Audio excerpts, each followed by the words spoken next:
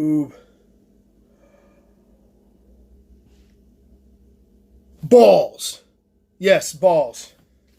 Dirty balls. Anybody in the room who doesn't want to hear that kind of stuff, vacate now. Go, run. Thumbs down me. Tell me what a piece of shit I am. But make sure when you tell me that I'm a piece of shit, you put S, star, asterisk, exclamation point, so it makes you feel better about yourself for not cussing at me. If I sound like shit, it's because I feel like shit. Sick as fuck. But the show must go on, so the videos have to come this weekend. I'll be doing a video after this. I have a courtesy of Mr. Mark Tudor. Thank you very much, sir. He loaned me some knives. We're going to have the International House of M390 going on here for tomorrow's vid. I've got a Wheat Praxis, a Messerin Nimrod. Yeah, it's the fucking name of the knife, Nimrod. And the Mini Ritter Grip in M390. Chinese, Italian, and American made. We're going to test them all, see if how the steels turn out. But today, what's today's test about? Well, you read the fucking thumbnail, so you probably know what it's about. I got two steels today that I'm super interested to try. I want to give a shout out to the Lawn Ranger. Sir, he's the gentleman that loaned me this knife right here. And this is a pair 2 in carbon fiber and 52-100. What is this going to be doing damage against today? This guy right here, my Benchmade Griptilian, one of the very first knives I bought in 154 CM. You don't see a lot of testing on these, and I don't know why. These are two steels that I think would test really well against each other for a lot of reasons. They're actually kind of linked, like kind of 6 points of separation. They're linked to one another. Technically, on a level, 154 CM is actually the upgrade to 52-100. Both these are ingot steels. They are not CPM steels, which is another reason why I think this would be very interesting to test, because these are, in my opinion, two of the better, when properly heat treated, two of the better ingot steels out there. They both have very fine grain structures. They're relatively simple steels, and when done well, they can be excellent. I am super fucking bummed that Benchmade's doing an upgrade, and all the... Now, they kept the price the same, Spyderco. They kept the price the same, they upgraded the steel on all the Griptilians. Well, upgraded. S30V from 154 CM. I like 154 CM. In my testing so far, they do a good job on their S30V.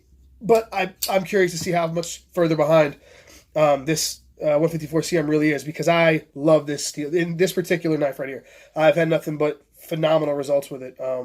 Its edge holding and its toughness and all that kind of stuff. So, quick rundown.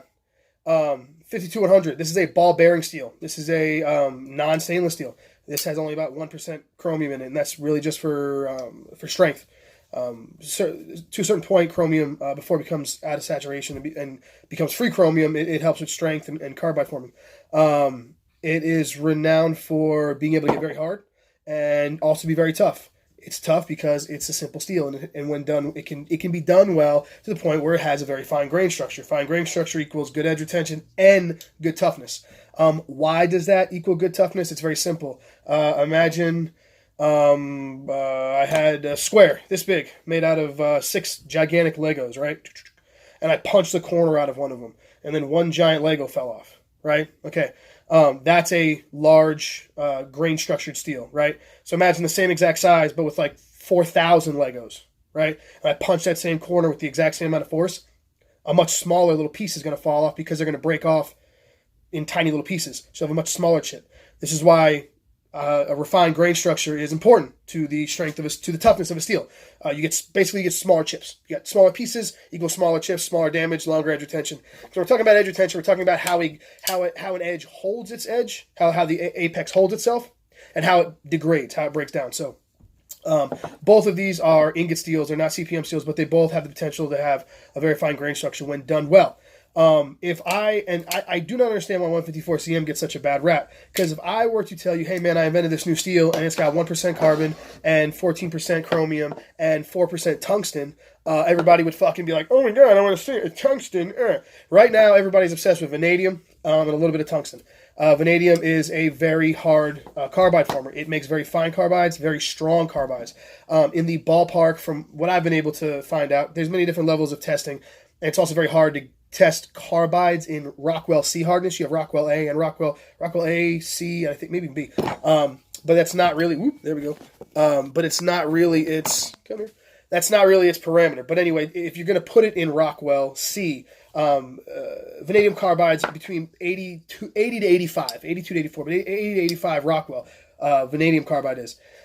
Here's the funny thing why I say the tungsten.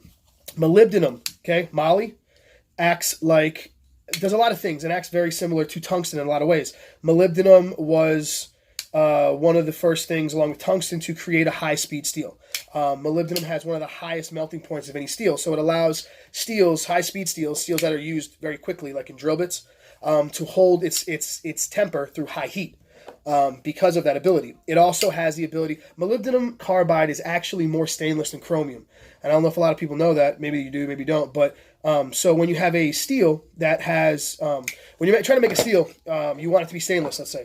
You can't just add endless amounts of carbon and chromium because there has to be a balance. Where eventually, if you have too much chromium, it makes the steel, it compromises the grain structure and it becomes kind of soft and it can't reach as high a Rockwell. You need free carbon to reach a higher Rockwell. The more free carbon, the higher Rockwell it can get.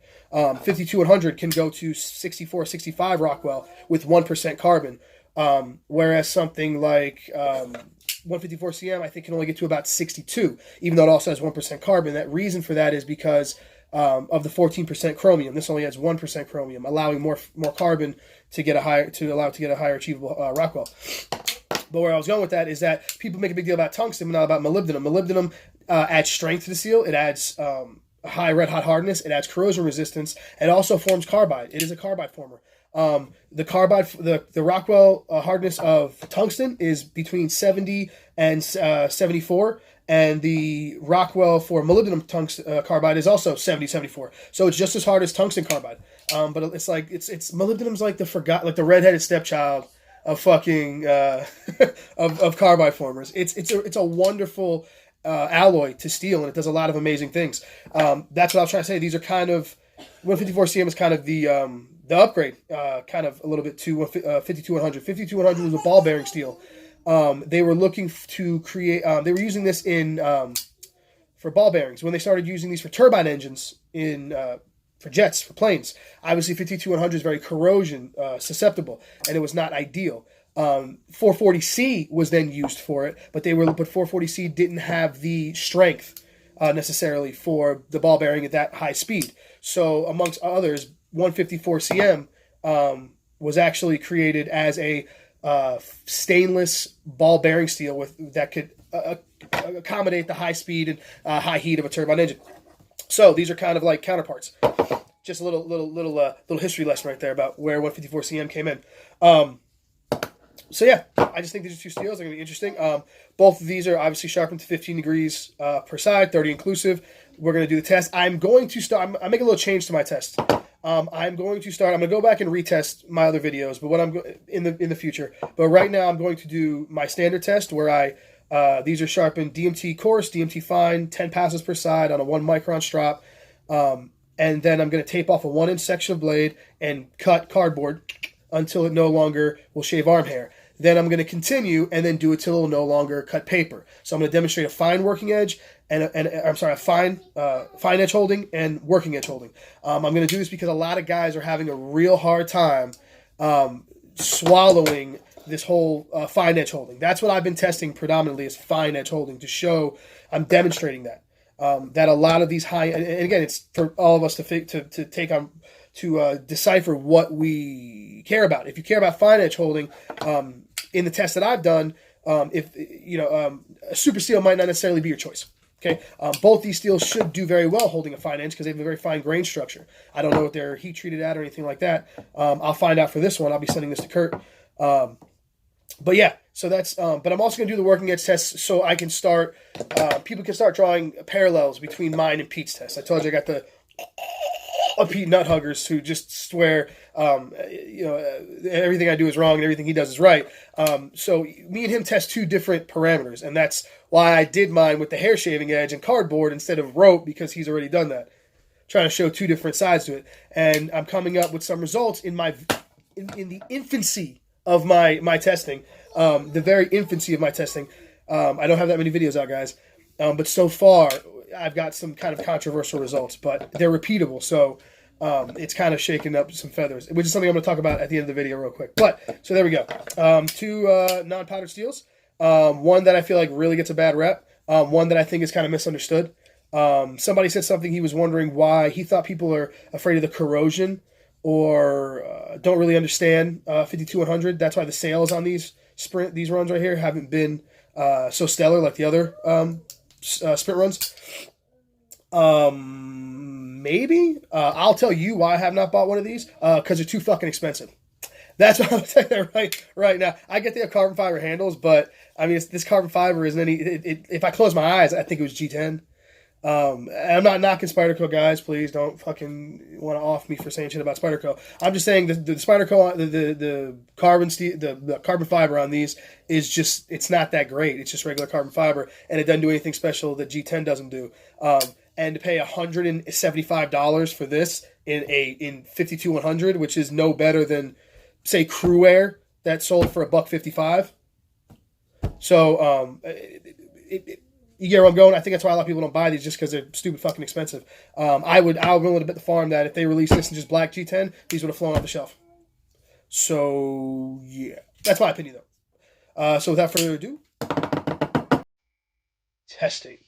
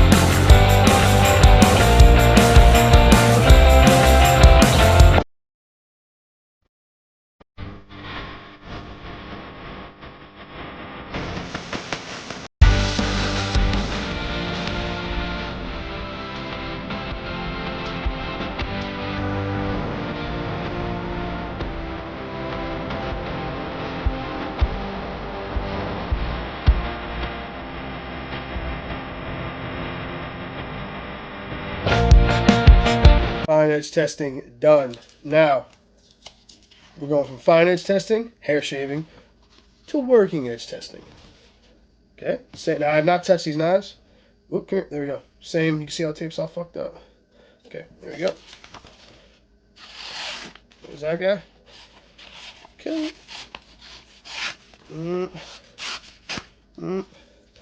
Oh, and guys, when I do the this working edge testing, I don't know if you've noticed, but I go against the grain with the paper. I try to keep it more consistent like that. You'll see me turn the paper around, and when I cut, but when it will no longer, whoop, come on, there we go. When it will no longer reliably slice paper against the grain is when I call the working edge done. I feel like with the grain, I can get a dull edge to cut with the grain. So here we go, working edge test. Hi, bye.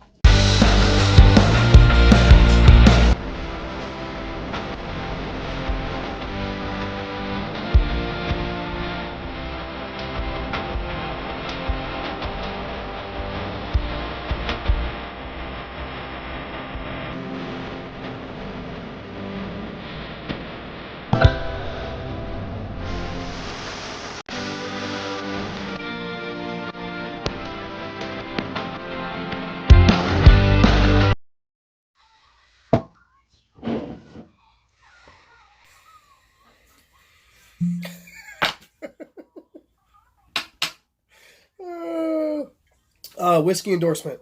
Long Branch by Wild Turkey. Don't fucking buy it. Don't waste $40 of your money. You ever see something, whatever it is, and you're like, I know that's going to be fucking shit, but there's something inside you like, well, maybe there's that little shit. This was that thing. I stared at this stupid fucking thing for goddamn weeks, and I was like, you know what? I'm going to give it a shot. Anybody out there that knows whiskeys, or at least American bourbons, knows that once you cross that $30 line, the curve of diminishing returns really rears its ugly head. Prime example. Oh, yeah. I love Wild Turkey. This is Wild Turkey in a different fucking bottle. It's a little smoother. You can get fucking Wild Turkey 81 for like $16. And you can get 101 for like 30, like 29, 30. So yeah, we're no 2022 I think. Yeah, fuck you, Matthew McConaughey, and your beautiful abs. You got me. It's not gonna happen again.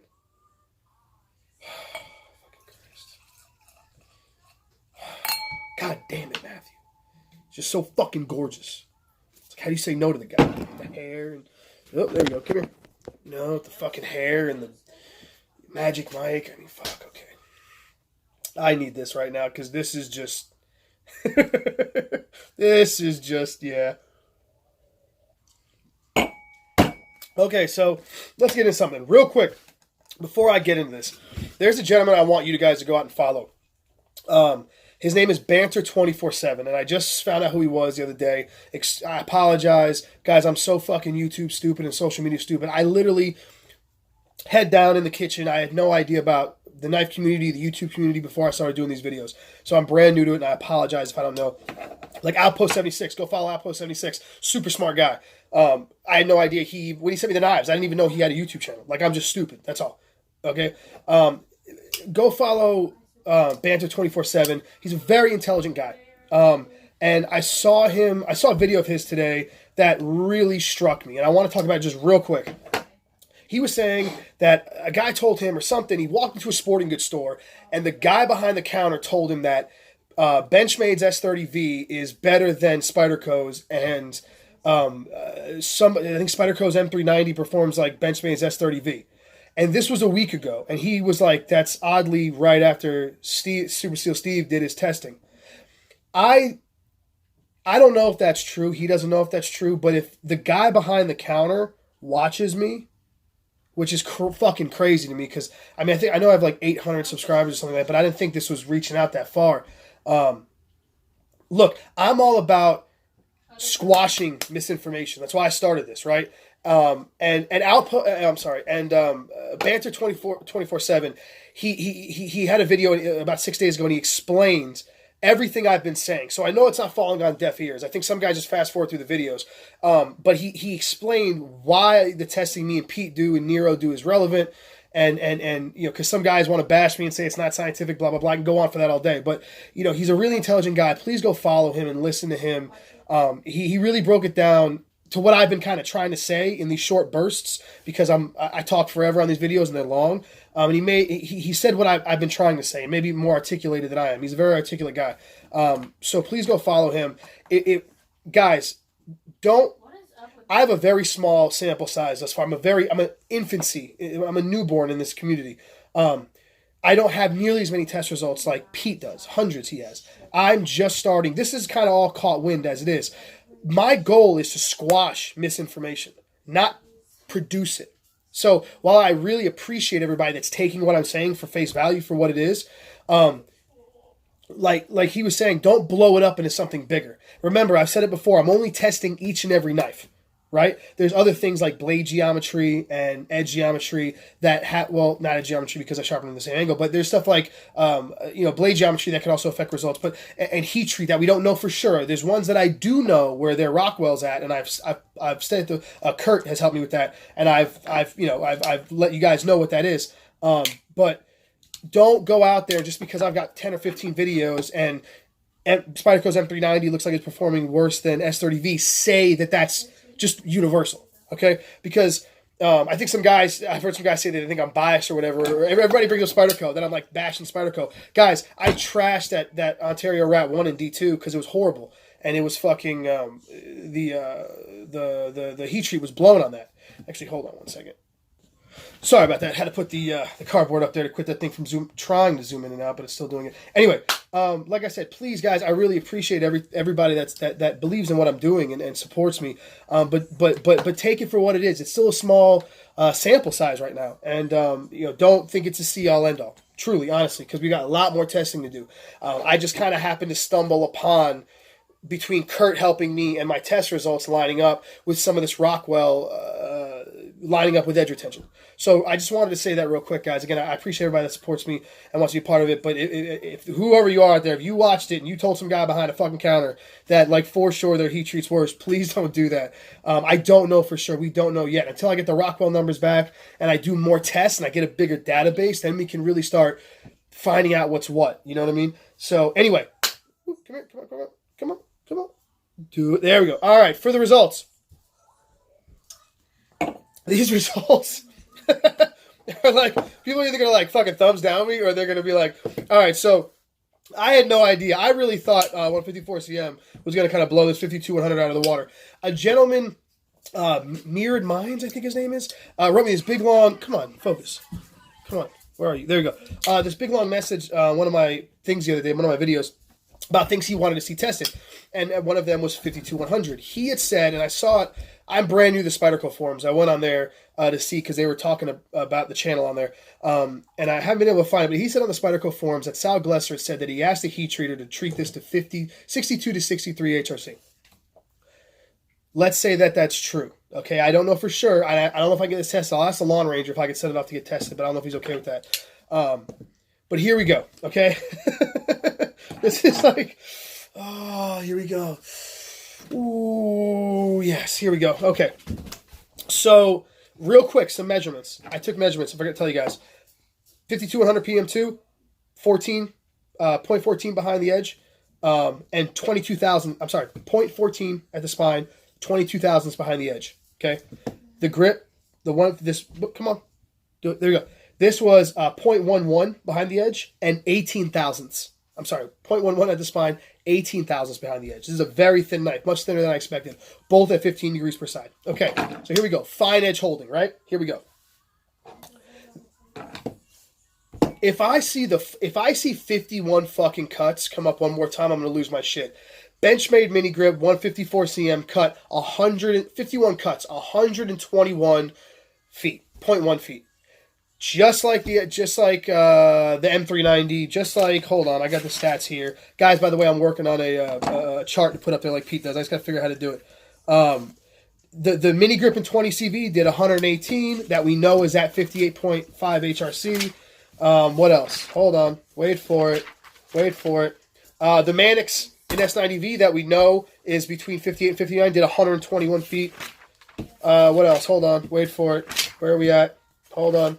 The OS 8, Ontario Rat 1 and OS 8 that I don't know for sure, but it says it's heat treated between 58 and 59 HRC. That's also at 121 feet. This cut 121.1 feet. I'm going to take a shot in the dark and say that this is at 58 HRC. And I'm going to say that based on this and then Benchmade's S30, I'm going to say their S30 is at 60 or 61 because of the performance ratio. So I hope you guys are seeing what I'm doing here. For all the guys that think I'm full of shit out there and I'm biased or whatever, I'm just drawing lines. Every test that goes by, I'm drawing a line. 121.1 feet, fine edge holding, no longer shave hair. This motherfucker, Lawn Ranger. I know you were disappointed a little bit with the 20 CV. This you will not be. If this really was, from what he said, he treated a 62 HRC around there, I will believe that. This cut, 69 cuts, 163.8 feet. Fine edge holding is what this cut. That is phenomenal. That is above LC200N. That is in the ball. That is creeping up on about 10, 20 feet less than M4. That is better than S30V for fine edge holding right here. Huge. I did not expect that. Now, here's where we get interesting. Okay, guys? Here's where it gets weird. Let me focus this. Okay. Here's where this gets awesome. I spoke before about working edge, okay, with stuff like S30V and M390, or more particularly S90V, where we have 9% vanadium, right? And where the working edge is where those vanadium carbides start to take over, okay? Because the S90V only cut 121 feet as well, but then we went to the working edge, the paper cutting edge, cut 400 some odd feet. That's where the carbides take over. Same thing that I was expecting to see with this, and we did. This is a very simple carbon steel. It's literally carbon, a hair chromium. There's a couple touch things in there. There's even aluminum, I think, in this somehow. But it's very simple steel, okay? But treated apparently to a decent Rockwell, okay? 163.8 feet with a fine edge holding. Working edge It cut another 13 times. So it cut 69 times, 163.8 feet. It cut another 13 times, another 30.8 feet before it would no longer reliably cut paper against the grain. Okay? Here's where it gets interesting. Here's where my theory's starting to kind of come together a little bit. Again, every test. This cut 121 feet. This cut an additional 19 times, or 45.1 feet. Okay? Bringing the working edge of both of these, 194.6 feet, working edge, 166.2. 163.8 for the fine, for fine edge holding, 121.1. This 52-100 outcut 154 cm by 35%. Wow, right? However, when we take the working edge into account, right, we total that up, 194.6 and 166.2. This 52-100 only outcut 154 cm by 17%. Come on, focus. Go on. Okay, this is what I'm talking about, the working edge. This has 4% molybdenum, Moly in it, okay? This is where those carbides take over in that working edge, okay? And just to demonstrate, again, my math might be a little bit off. Guys, check behind me. I've done it wrong once before. I had to go make some corrections. But, okay, in relation to, what I did is I took how many more feet the working edge did in relation to its fine edge holding. So 30.8 feet extra, right, for the working edge. Follow me, guys. In comparison to the 163 it cut with the fine working edge. Does that make sense? Okay. So this knife, after it lost its fine edge holding ability, cut an additional 19%. Okay, making a grand total of 194.6. Okay, this steel, 154 cm. Okay, after it lost its hair shaving edge, that 45.1 feet that it kept cutting was an additional 37% over its hair shaving its fine edge holding ability. So this is another really great example of what I'm starting to see. This is a steel with literally no carbide content in it. And it was treated to a high Rockwell, from what I understand, and it cut phenomenal. But what you see is where the fine edge holding goes, it goes to 160, 163, and then it drops off much more dramatically, right? Basically, once you lose that hair shaving edge, it just kind of drops off because there's no carbides to take over. Whereas something like 154 cm with 4% molybdenum in it, it cut 121 feet, but then continued to cut another 37% past that. So it continued to cut a total of 166 because that's where those carbides start to take over. So, I know this was kind of long-winded, as I've heard before, but I'm just trying to get as much information as I can out there, guys. Please go follow In the Pocket, Sharp Thinking, Outpost 76, and Banter 24/7. Banter 24/7, thank you. Thank you. I just started reading a lot of your stuff, man, and you're a very articulate guy, and I appreciate you very much. Please go follow him and everybody else that I just mentioned. There you guys go. Slowly but surely, here it goes. So y'all have a good night. Look forward to the M390 test tomorrow. See you guys later.